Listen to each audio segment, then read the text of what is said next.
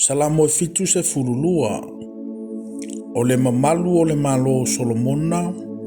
O le faatusa lea o le malo o le Mesia. O le salamo ma Solomona. Lea tuae. Ia e avatua au whaamasinonga i le tupu. Malau a miotonu i le alo le tupu. E whaamasino i alo nu i le a miotonu.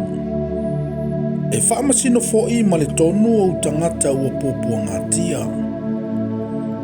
E fua mai maunga le manuia mo le nuu. Ma maunga iti e fua mai i le ami o tonu. E whaamasino i o e pōpua ngā o le nuu. E whaola ina fo'i e ia le whānaua e ua mātitiva. Ai whaamomomo ina ia o le ua whasawa. E mata tau lava tangata i ante oe, a o tū maule la ma le masina.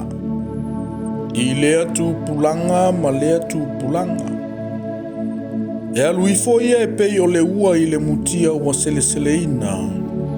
E pei o ti munga e susu ai le ele. O lana no fua inga e tupu ola mai ai le wa miutonu. E manu ia tele ai. Se ia le ai se masina. E pule foi o ia e pau mai le tasi sami o atu i le tasi sami. E pau mai le vaitafe o atu i turu inga o le lalolangi. E ifo foi o na luma o e no nofo i le nuna umati. Eto i le ele o e ita i ate ia. O tupu o ta sesa. Manu tu matawhanga la tu te avane me alofa.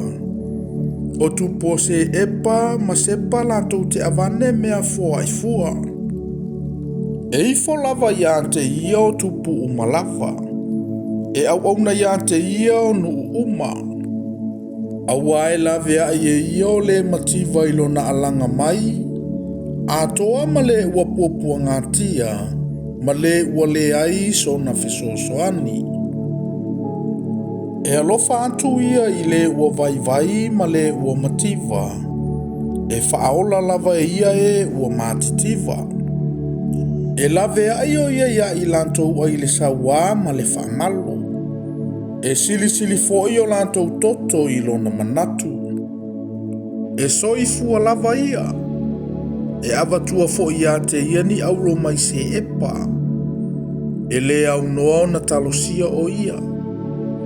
E whawhetaia o ia i aso umalava. E tau mawha o saito i le nuu i tumutumu lava o maunga. E ngā se o na fua e pei o le panona.